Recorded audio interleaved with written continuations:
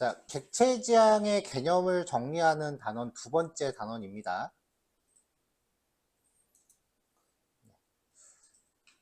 자, 일단 여기서 가장 중요한 단원이라고 할 수 있는 게 추상화와 인터페이스라고 하는 단원이에요. 이 두 가지가 오늘 가장 중요한 내용들이고요. 어저께 보고 있었던 내용이 상속이라고 하는 게 발생했을 때 처리할 수 있는 기법들이었잖아요. 상속이 발생하면은 메서드 오버라이드, 메서드 재정이라고 해요.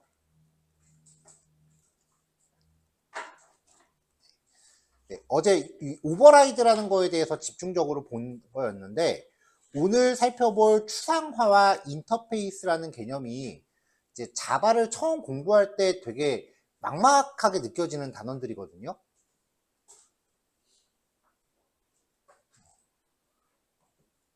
오늘 볼 추상화와 인터페이스도 어제 보던 오버라이드의 연장선이에요. 일단 요 핵심을 잊지 말고 접근하셔야 돼요. 오버라이드에 대한 연장선이다. 결국은 상속이라는 주제 안에 요 세 가지가 전부 다 몰려 있는 거예요. 일단 요 두 가지만 먼저 집중적으로 볼게요. 첫 번째, 추상화입니다.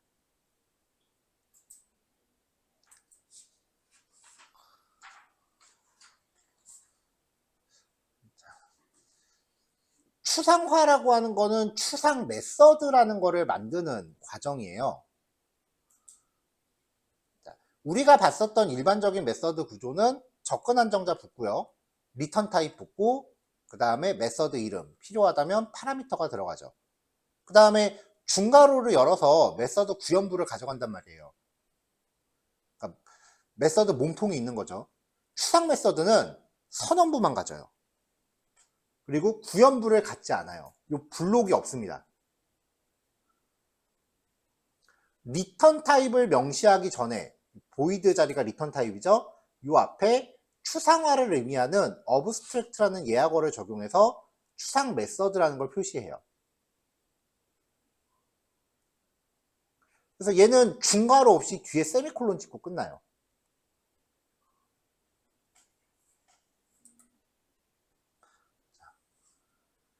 추상 메서드를 하나 이상 포함하는 클래스를 추상 클래스라고 합니다. 일반 메서드와 멤버 변수를 포함하는 것도 가능한데, 이 추상 클래스의 특징은요, 선언은 가능하지만 할당은 불가능해요. 할당이 불가능하다라는 거는 new를 못 쓴다는 얘기예요. 클래스를 선언할 때 마찬가지로 예약어를 적용해야 돼요. 클래스 앞에. 추상 메서드를 하나 이상 포함하는 클래스는 무조건 추상 클래스로 지정이 돼야 됩니다.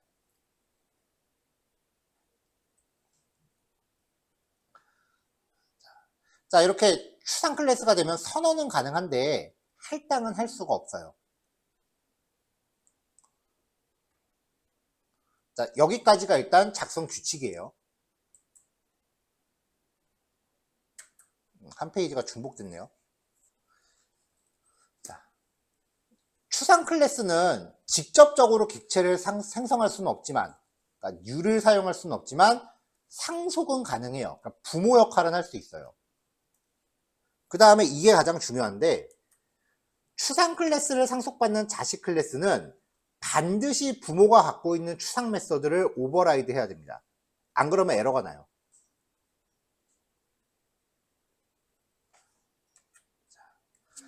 자, 가장 중요한 게 이 5번 문장이에요. 요거를 이제 이해를 해야 되는데, 어제 우리가 했었던 예제, 마지막으로 했었던 요 전자기기 예제를 볼까요?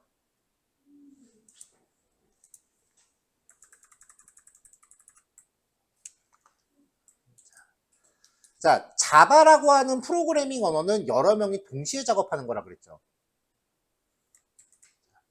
총 5개의 클래스가 있는데, 이 5개의 클래스를 각자 다른 사람이 작업하는 팀 작업이라고 가정을 할게요.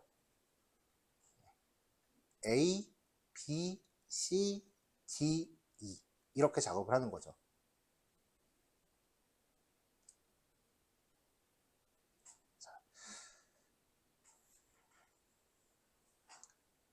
자, 만약에 B의 역할이 없었다면, 이 부모 클래스의 역할을 하는 게 없었다면, 그러니까 얘네가 전부 상속을 받지 않았다면, 두 개만 놓고 해볼까요? 상속을 받지 않았다면 이 스마트 라이트와 스마트 스피커 클래스는 이름과 전원이 켜졌다라는 여부를 각자 멤버 변수로 가져가야 돼요.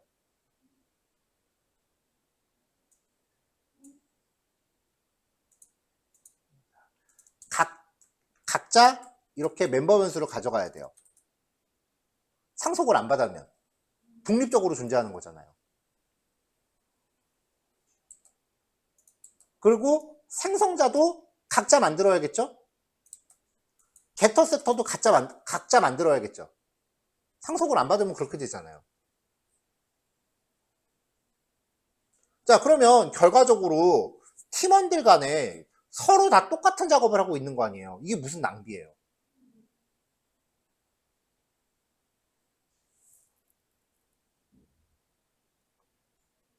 그쵸? 이것만큼 이렇게 비효율적일 수가 없잖아요.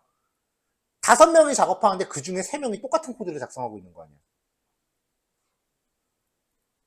그래서 작업의 효율성을 위해서 상속을 처리해서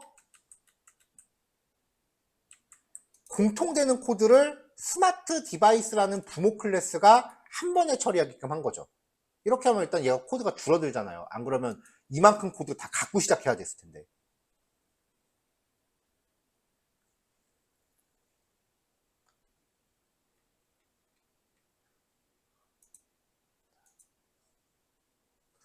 자, 여기에서 한 가지 이제 그 변경 사항을 한번 줘볼게요.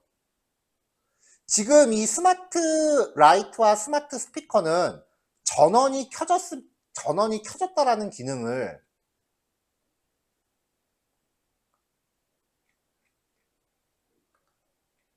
요 쇼 스테이터스 요거만 해볼까요? 쇼 스테이터스라는 요 기능을 전부 같이 상속받고 있죠. 그러니까 스마트 스피커가 이 쇼 스테이터스를 상속받고 있기 때문에 요 클래스는 따로 구현하지 않아도 현재 전원 상태를 확인할 수 있는 메서드를 갖고 있는 거죠.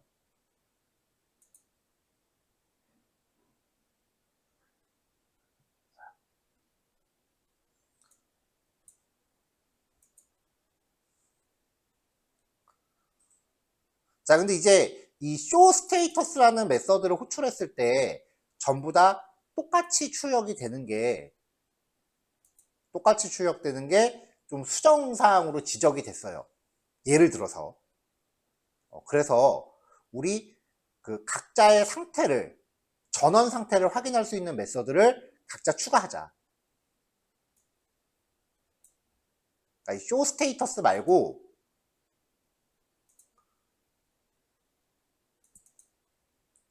각자의 전원 상태를 확인할 수 있는 메서드를 각자 추가를 하자 라고 해버리는 거죠. 그러면은 오른쪽이 스피커예요. 얘는 public void my status. 그래서 system.out.println 이렇게 한 다음에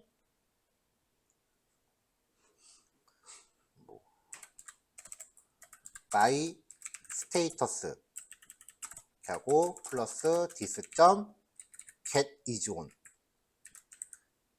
스피커는 이렇게 출력을 하고요. 이렇게 표시하고 그 다음에 스마트 라이트는 상태를 확인하기 위해서 각자 만들기로 했으니까 이름 어떻게 정하건 자기 마음이잖아요. 그래서 이 사람은 한글로 상태보기라고 만들어 버리는 거예요. 한글로 해도 돼요. 변수나 메서드 이름. 어색해서 잘 안 쓸 뿐이에요. system.out.println 그 다음에 전등이 플러스 this.get is on 플러스 상태입니다. 뭐 이렇게 출력을 하고, 온도계는 public void print status 이렇게 만드는 거죠.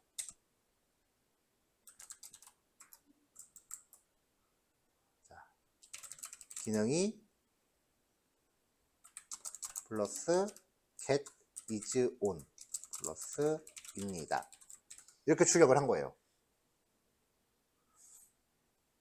자, 지금 상태를 확인하는 거를 각자 다르게 작동시켜 보자 라고 했는데 메서드 이름을 다 따로 정한 거죠.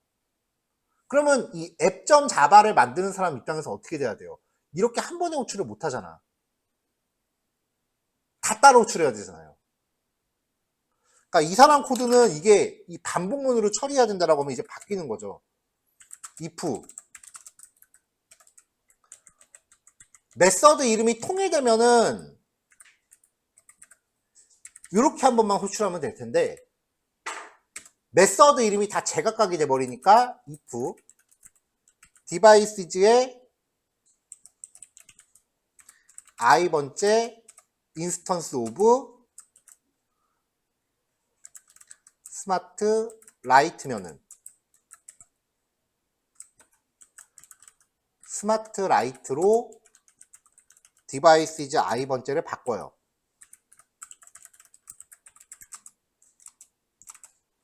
그 다음에 s. 그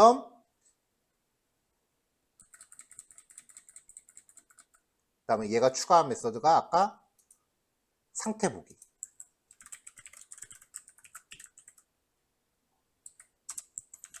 else if devices의 i번째의 instance of가 스마트 스피커면은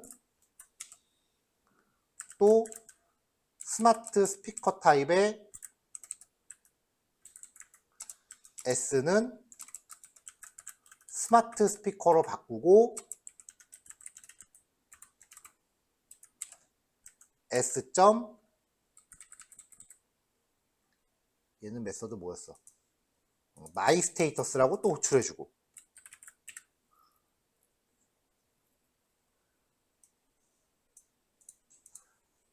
마지막으로 그렇지 않으면 스마트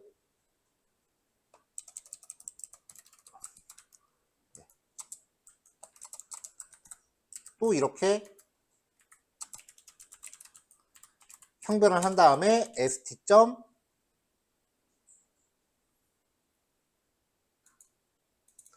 print status. 조별 과제를 하는데 각자 그냥 아무런 규칙성 없이 작업을 해버리면은 이 앱.자바를 만드는 사람은 한 줄이면 될 게 갑자기 코드가 확 늘어나요. 얘는 이 앱.자바를 작성하는 사람은 뭔 죄야? 한 줄이면 끝내고 갑자기 이만큼 코딩 해야 되는데.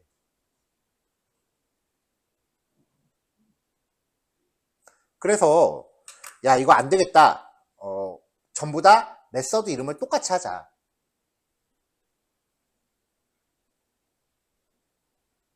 라고 약속을 해야죠.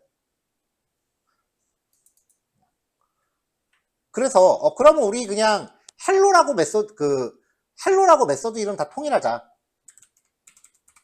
헬로라고 메서드 이름을 다 통일하자.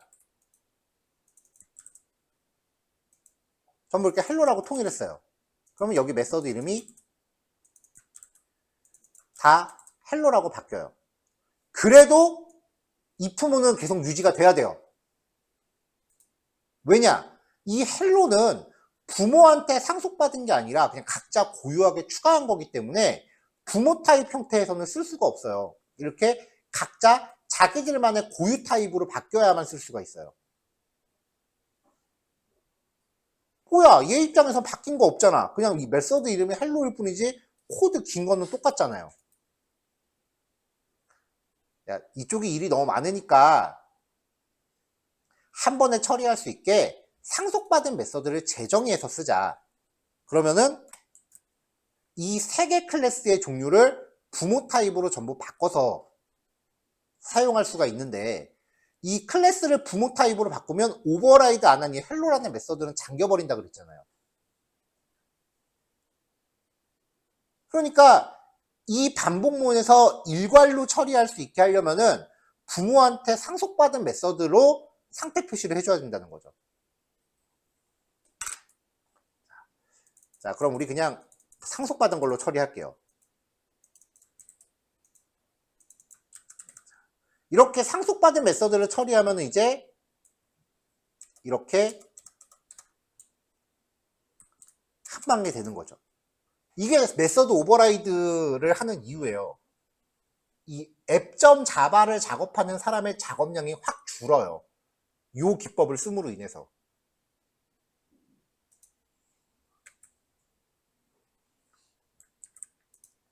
자, 그럼 이제 이렇게 상태를 표시하는 내용이 달라지죠.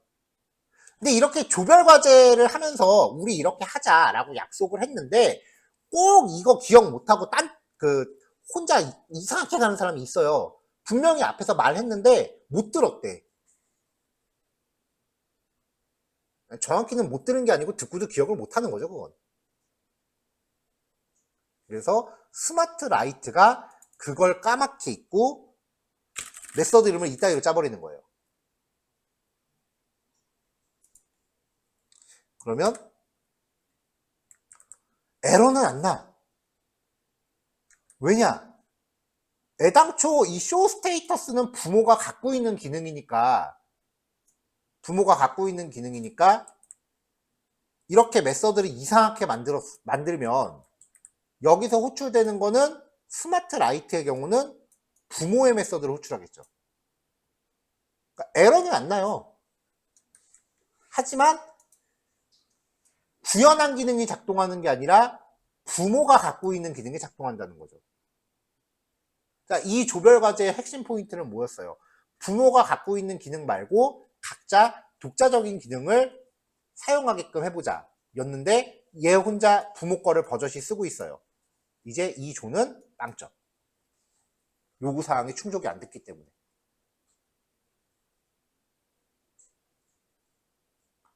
이게 조별 과제면은 그냥 빵점 맞고 마는 거지 회사 업무였으면은 더 큰일 납니다.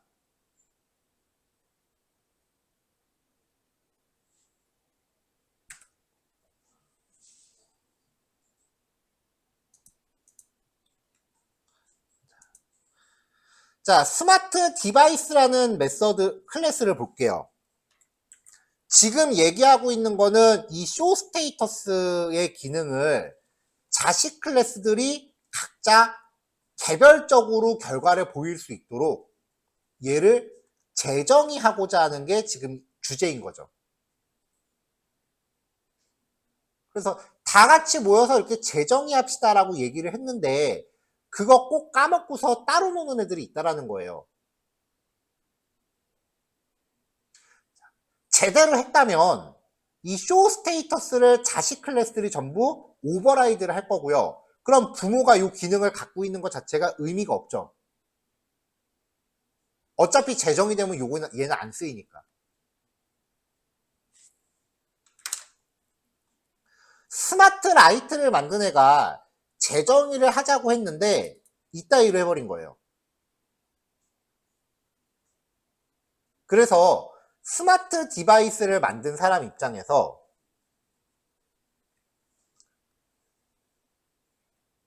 다른 조원들이 이 스마트 디바이스를 상속받는 이유는 굉장히 긴 코드를 코딩하기 귀찮아서입니다. 안 그러면 이만큼 다 직접 쳐야 되니까. 그쵸? 그래서 이마만큼의 작업을 스마트 디바이스가 떠안고 가는 대신에 나머지 클래스들은 쇼 스테이터스라는 메서드를 각자 구현합시다 라고 약속을 했어요. 스마트 스피커도 지켰고 이 온도계도 지켰는데 스마트 라이트 혼자 지가 남의 덕 볼 거는 이렇게 상속받아서 그 남한테 덕 볼 거는 덕 보고 지가 해야 될 약속은 지키지 않은 거야. 얼마나 밉상이야. 근데 이런 사람 꼭 있죠. 그래서 스마트 디바이스가 약이 좀 긁혀갖고 이 쇼 스테이터스라는 메서드를 도저히 오버라이드 하지 않고는 못 배기게 만들려고 해요. 그게 추상화예요.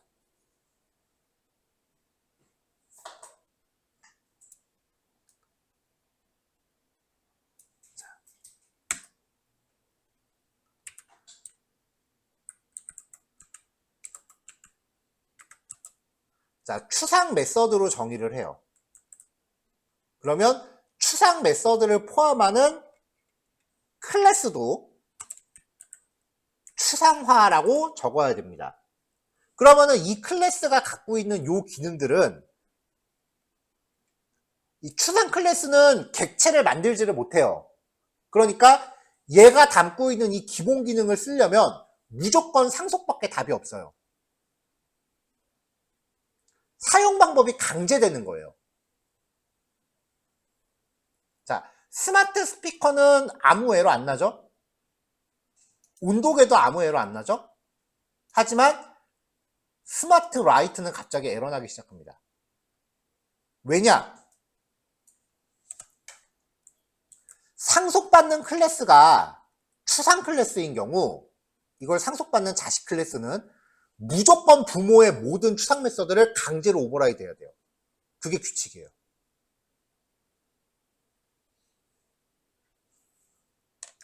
그래서 얘는 무조건 쇼 스테이터스라는 메서드를 가져가야만 돼요. 그러니까 추상화의 의미는 내가 다른 사람들이 갖다가 쓰고 싶은 좋은 기능을 만들었어. 대신에 이걸 쓰는 대신에 이제 뭔가 이 자식 클래스한테 작업에 대한 강제성을 부여하는 거예요.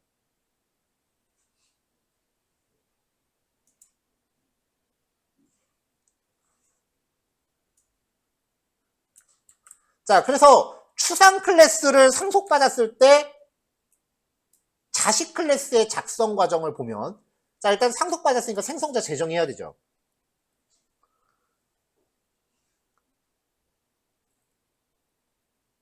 생성자 제정이 하는 거는 컨트롤 점 누르면은 add construct라고 나온다 그랬죠. 딱 선택하면은 생성자 들어갑니다.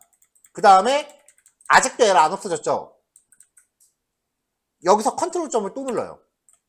메서드를 제정이 하는 거를 임플리먼트라고 해요. 오버라이드라는 걸 이제 임플리먼트라고 부르는데 add on implemented method, 제정이 되지 않은 메서드를 추가하는 기능이에요. 이걸 선택하면 이렇게 부모한테 상속받은 기능을 강제로 제정합니다. 여기 안에 자, to-do, auto generated 메서드래요. 자동으로 생성된 메서드래요. 그러니까 보통 우리가 그 체크리스트라고 하죠. 해야 될 일 같은 거, 할 일 목록 같은 거 하잖아요.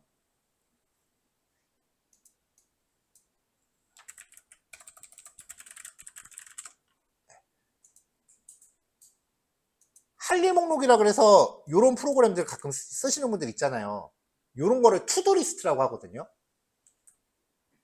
그거예요. 이렇게 코드가 자동으로 생기면서 여기를 여러분들이 채워 넣으셔야 됩니다라고 해주는 거예요. 그래서 요거 지우고 안에 내용을 채워 넣는 거죠. 그러니까 추상화는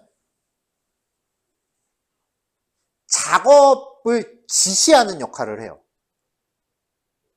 그러니까 팀전을 할 때 여기서 스마트 디바이스라는 클래스를, 이게 만약에 회사 실제 팀 조별 과제가 아니라 실무 프로젝트였다면 적어도 사수 역할을 하는 사람이 스마트 디바이스를 짜는 거예요. 그러면 이제 그 밑에 있는 팀원들이 자기 사수가 만들어준 기능을 받아서 뭔가 이제 다른 좀 더 레벨이 쉬운 작업을 하겠죠. 그럼 이걸 상속받는단 말이에요. 그럼 이제 이 스마트 디바이스 안에 이미 선임이 후임에게 전달하고자 하는 업무 지시 내역을 다 심어 놓은 거예요. 그러니까 추상화라는 거는 개발자 간의 일종의 소통 방법이에요. 커뮤니케이션 방법이야. 이런 업무 하세요라고 하는 업무 지시 역할을 합니다. 개발자니까 당연히 코드로 얘기해야죠.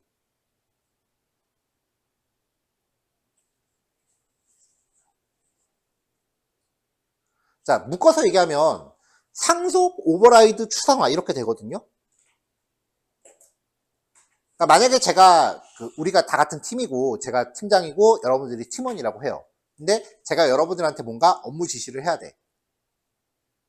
뭔가 해야 될 미션들을 내려줘야 돼요. 일일이 가서 한 명씩 얘기하는 게 얼마나 번거로워. 저도 앞에서 이렇게 수업이니까 이렇게 떠드는 거지 1대1로 이렇게 얼굴 보고 말하라 그러면 저도 솔직히 좀 쑥스럽고 뻘쭘해요. 당연하지. 그러니까 말하기 싫으니까 이렇게 커뮤니케이션 하는 거예요. 이게 먼저야. 먼저 이거 보내놓고 여기에 어떤 거 하시면 됩니다라고 코멘트만 살짝 주면 되겠죠. 그러니까 저는 추상화라는 걸 처음 배울 때 일단 규칙은 알겠어. 추상 메소드는 몸통이 없는 거고 추상 메소드를 넣으면은 이제 추상 클래스가 돼야 되고 이걸 상속받으면 무조건 부모의 추상 메소드를 다 오버라이드 해야 된다. 여기까지는 그냥 외우면 돼요. 근데 그게 납득이 안 되는 거야. 그래서 어쩌라고 맨날 그 생각밖에 안 되는 거예요. 그거를 회사 다니면서 이해했어요. 팀전을 해보니까. 공부할 때는 나 혼자 예제 실습 처음부터까지 다 하잖아요. 도대체 이런 짓을 왜 해야 되는지 맨날 의문이 들었는데 막상 회사 들어가서 내 선임이 나한테 이렇게 해주는 거 보니까 이런 거구나. 그때서야 이해가 되더라고요. 그러니까 이거는 팀전을 안 해보면 사실 납득이 안 돼요. 그래서 자바 스타일의 협업 방법이라는 거예요. 추상화는.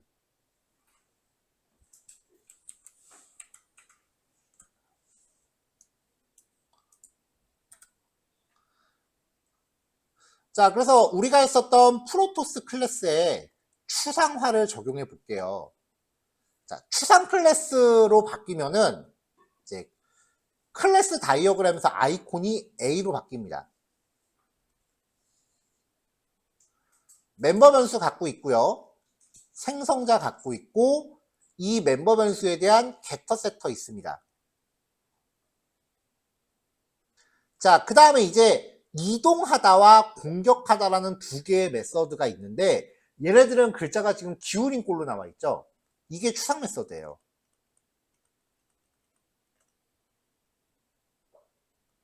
자, 그 밑에 질럿과 드라군이라는 자식 클래스가 있는데 이름, 체력, 속도, 공격력 이런 특성들을 지들이 코딩 안 하고 그냥 상속받아서 편하게 묻어가고 싶으면 상속을 받아야 돼.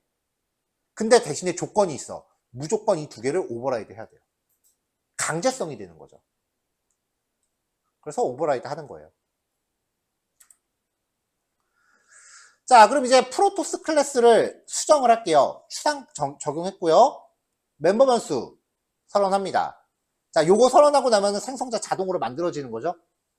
자, 그냥은 아쉬워서 유닛이 생성되었습니다라는 메시지 하나 출력하는 코드는 직접 넣었어요. 그 다음에 게터 세터 직접 만드는 거 아니죠. 생성하는 거죠. 투스트링도 생성하는 거죠. 자, 이렇게 이제 이 클래스가 가져야 되는 구조를 만들어준 다음에 질럿과 드라곤이 해야 되는 작업을 정의해 주는 거예요. 무브 추상이고요. 세미콜론에서 찍습니다. 어택 추상 세미콜론에서 찍습니다. 자, 이거 실습하실 때 당연히 순서대로 코딩하니까 이런 순서로 코딩하시겠죠. 메서드 위에 올라가는 주석은 주석 먼저 다는 거 아니에요. 메서드 먼저 만들어 놓고 주석 다는 거예요. 여기가 1번이고 여기가 2번이에요.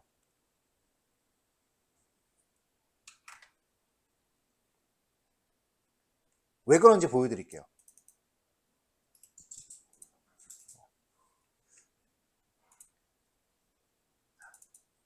뭐 스마트 디바이스를 해보자고요. 얘를 놓고 해볼게요. 이런 거 잘 기억해야 돼요. 안 그러면 손발이 고생해요.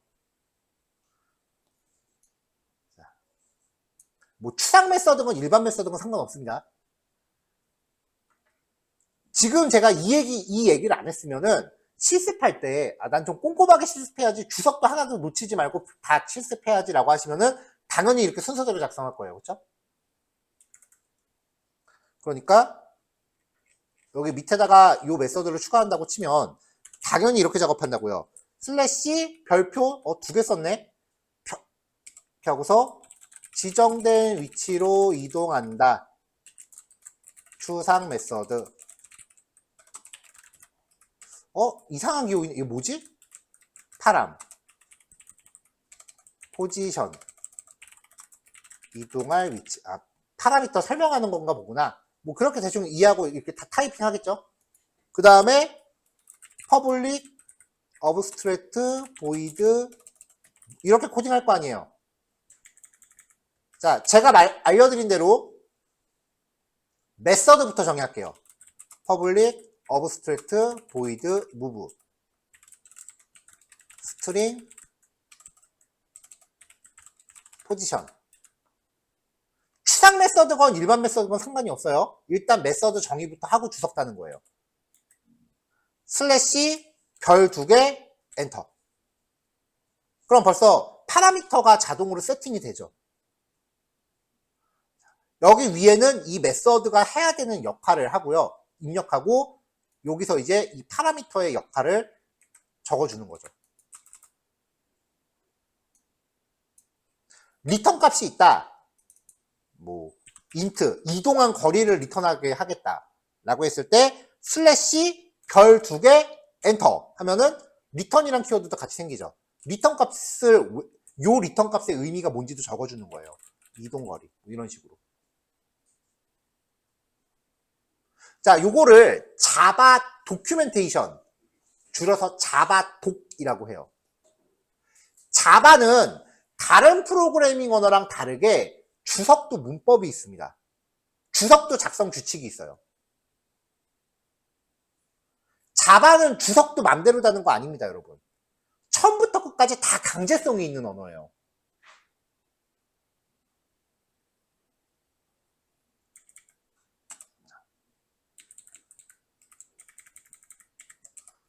자, 그럼 이 show 스테이터스를 해볼게요. 슬래시 별 2개 엔터.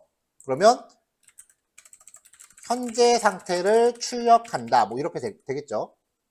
하나 더 해볼까요? 여기 위에 올라가서 파라미터 있는 거 set is on 슬래시 별 2개 엔터. 그러면 is on 들어가죠. 전원의 온오프 상태를 변경한다. 이렇게 해놓고 is on은 전원이 on은 true, 오프는 fails 뭐 이런 식으로 용도를 적어 놓는 거예요. 자, 그러면 코딩할 때 어떻게 되는지 볼까요?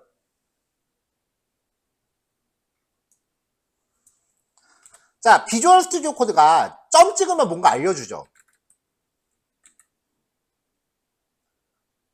자, 이렇게 하고서 여기에 이게 뭐 하는 기능이었더라?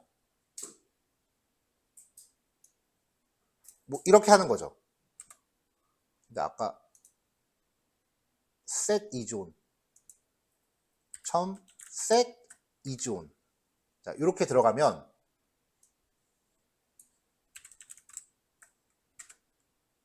여기에 마우스를 슬쩍 올려볼게요. 아까 작성했던 주석이 이렇게 팝업으로 떠요.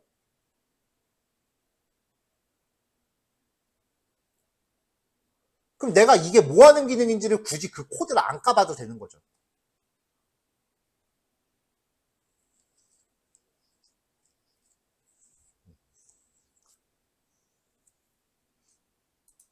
이게 저는 말풍선이 너무 많이 나오는 게 좀 귀찮아서 기능을 좀 꺼놓은 상태인데 보통은 점 set is on 하면은 여기 점 찍었을 단계에서부터 이 설명글이 같이 표시가 돼요. 그래서 코드를 작성함과 동시에 이 비주얼 스튜디오 코드, 즉 IDE와 연동할 수 있는 문서 작업을 같이 하는 거예요. 이런 거 안 해놓으면 나중에 클래스마다 어떤 메서드가 있고 어떤 식으로 작동한다라는 문서를 MS 워드 같은 걸로 다 작업해야 돼요.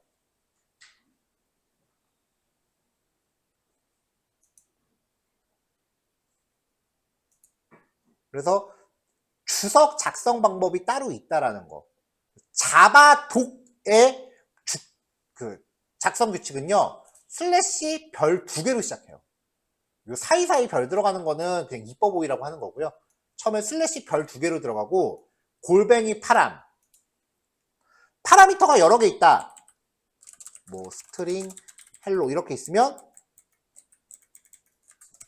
뭐 리턴도 해볼까요? 불린 이렇게 있으면 슬래시 별 2개 입력했을 때 파라미터 알아서 다 인지해서 이렇게 쫙 세팅해 주고요. 리턴도 생겨요.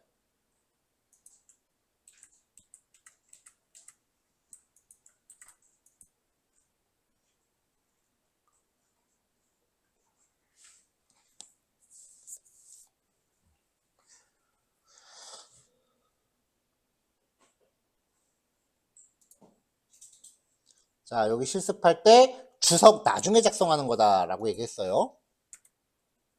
자, 그럼 이제 질럿, 프로토스를 상속받아요. 자, 상속받고 나면 일단 클래스 이름에 빨간 줄 가요. 첫 번째가 생성자 제정이 해야 되는 거죠. 여기서 컨트롤 점 눌러서 add constructor, 생성자 추가하는 기능, 그거 누르고. 그래도 빨간 줄 안 없어져요. 다시 한번 컨트롤 점 눌러서 add on implemented method 선택하면은 오버라이드가 쫙 생긴다고요. 그럼 나는 여기 안에 내용만 채워넣으면 돼요.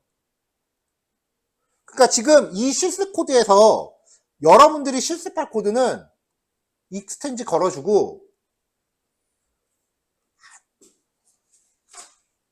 요거밖에 없어요.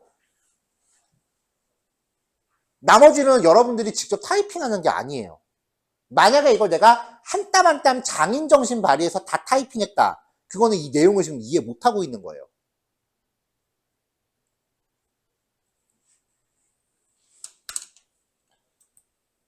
자, 같은 방식으로 드라군도 만들었고요.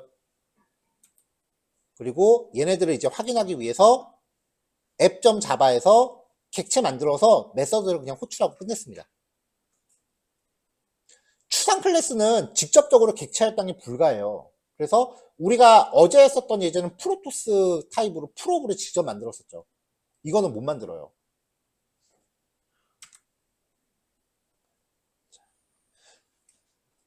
자, 추상 클래스는 선언은 가능한데 할당은 불가능해요. 부모 타입으로 객체를 선언하면 할당은 자식 타입 아무거나 해도 되잖아요. 자연스럽게 형변환되니까. 그쵸? 그러니까 객체를 할당할 때 드라군 질럿 순서로 할당을 하건 질럿 드라군 순서로 할당을 하건 차이가 없다는 거예요. 자연스럽게 부모로 형변환이 되니까. 그리고 밑에서는 이 P1과 P2가 요거 가려버리고 질럿이건 드라군이건 어차피 똑같은 메서드를 갖고 있을 거 아니에요. 오버라이드가 됐으니까. 추상화의 의미는 오버라이드의 강제화예요. 그렇다라는 거는 P1과 P2가 둘 다 똑같은 메서드를 갖고 있다라는 거니까 얘네가 질럿으로 할당되건 드라군으로 할당되건 상관이 없어. 어차피 똑같은 메서드 갖고 있으니까 그냥 알아서 호출하면 돼요. 쓰는 사람 입장에서는 할당이 뭐가 되건 상관이 없는 거죠. 그냥 똑같은 메서드가 다 있다라는 게 보장되는 거니까. 그래서 추상화라는 거는 반드시 협업이라는 걸 전제하고 접근하셔야 이런 작업이 이렇게 진행되는구나 라고 이해가 돼요.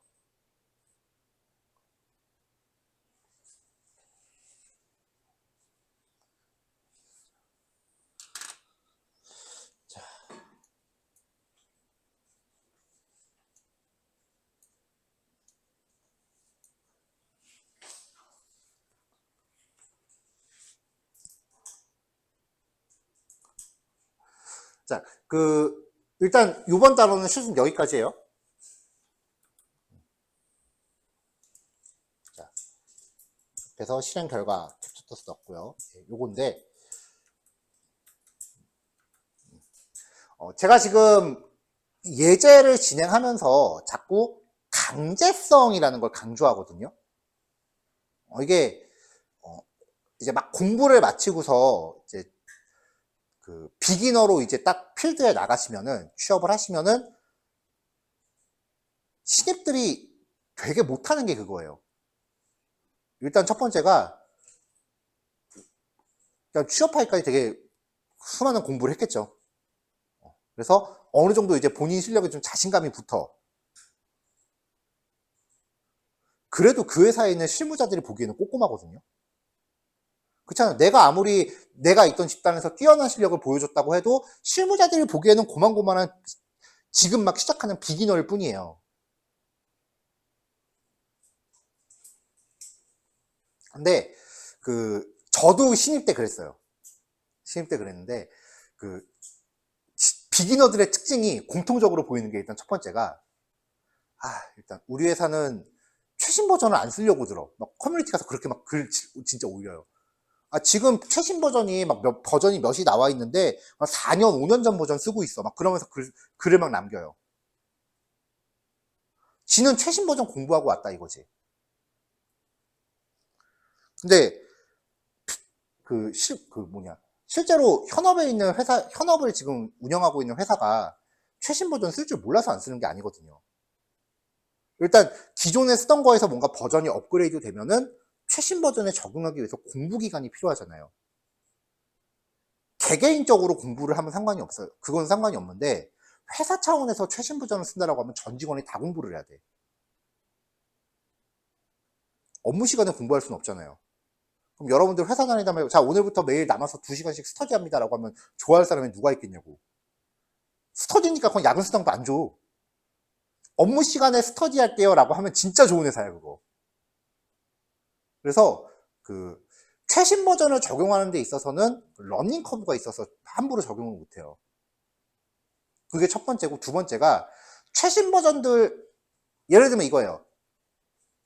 자, 오늘 아이폰이나 갤럭시 폰이 신버전이 나왔단 말이에요. 그러면 신버전 나오면 우르르 가서 사는 사람들 있죠.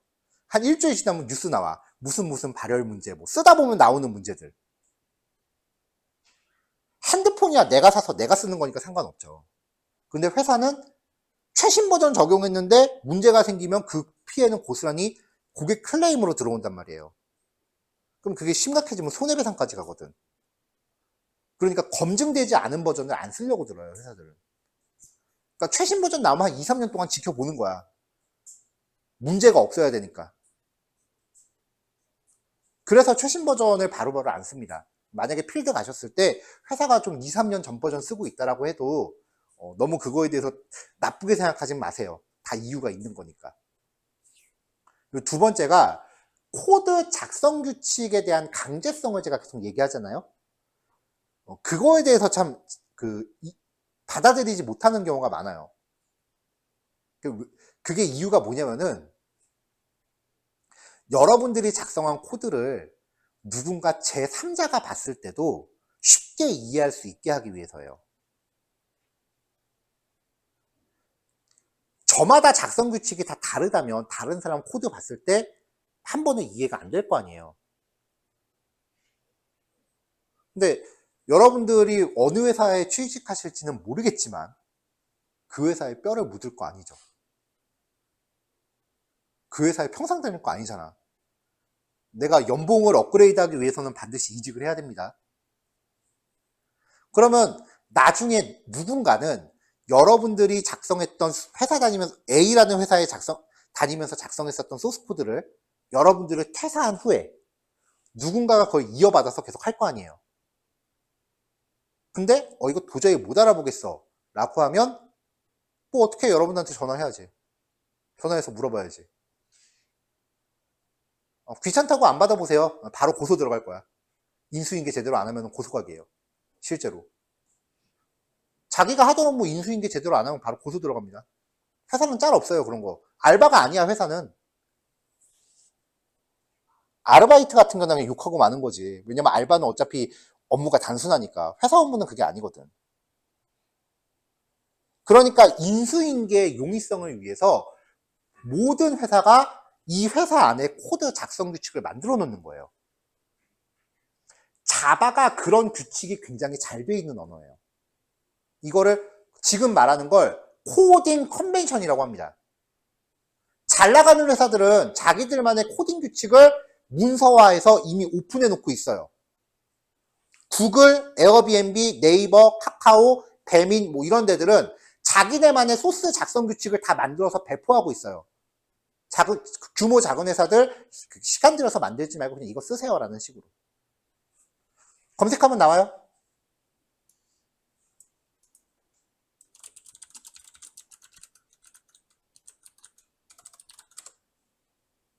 네.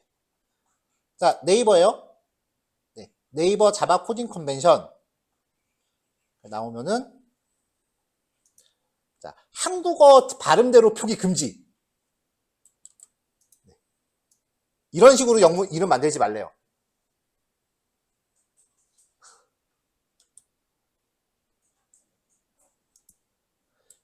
자, 클래스 이름은 명사로 쓰래요.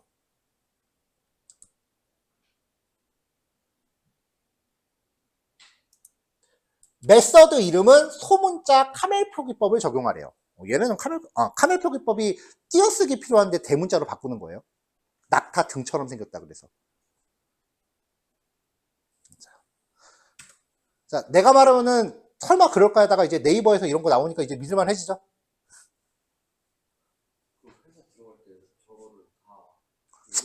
숙제하고 들어가야지 당연히. 그 회사 업무 규칙인데. 얘네가 괜히 연봉 많이 받겠어? 이런 거 없는 회사도 있어요. 근데 규모가 있는 회사들은 이런 게 다 있어요. 보통 이제 이런 거를 자체적으로 안 만드는 회사는 아까 말한 것처럼 그 몇몇 유명한 회사들이 자기네 거를 공개를 해놨단 말이에요. 그래서 그런 것들을 이제 그냥 채용을 하는 거죠. 지금 우리가 공부하면서 제가 자바 언어에서 변수 이름은 어떻게 작성하고 메서드는 어떻게 작성하고 이런 거 지금 다 규칙 제가 지금 수업하면서 얘기하잖아요.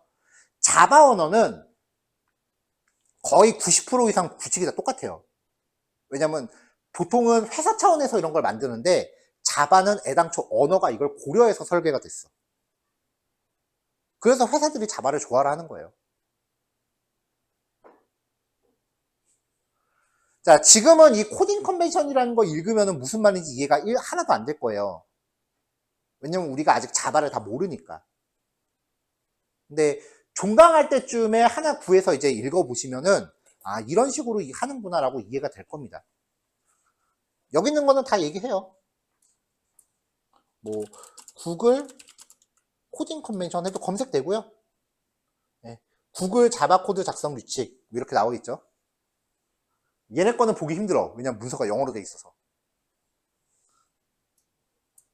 뭐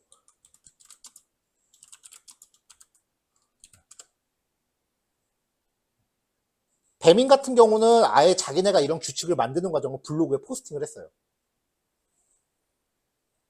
그 개발회사들마다 기술 블로그를 운영하거든요.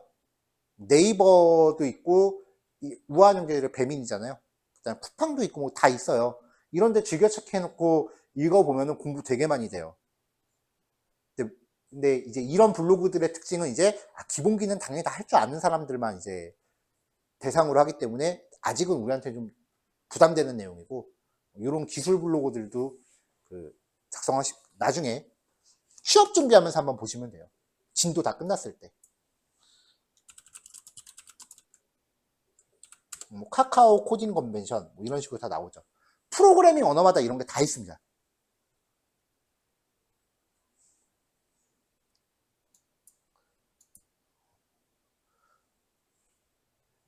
자, 여태까지는 제가 이런 거 무조건 이렇게 하셔야 됩니다라고 고래고래 소리를 질렀던 게 왜 그래야 되는지 일단 진도 나가기 바빴으니까 얘기할 시간이 없어서 그냥 지나갔었는데 여태까지 이런 식으로 무조건 하셔야 됩니다라고 하는 건 실제 실무에서 그렇게 하기 때문에 얘기하는 거예요. 학원 수업의 특징이 농도가 되게 진해요. 시간은 짧고 해야 될 건 많고 하기 때문에 왜 그런지에 대한 과정을 얘기할 시간이 없어요. 대부분 결론만 바로바로 꽂아버려요. 혹시 수업 듣다가 이거 왜 이렇게 해야 됩니까? 궁금하면 저한테 물어보세요. 혼자 고민하지 마시고.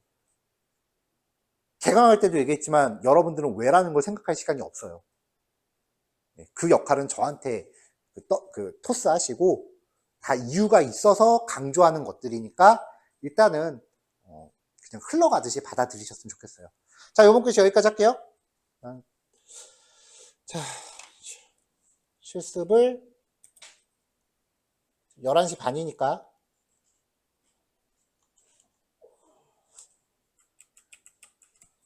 11시 50분까지 실습하겠습니다. 그 다음에 12시까지 휴식하도록 할게요. 코드 량은 많은데 단축키 쓰는 게 많아서 아마 오래 안 걸릴 거예요.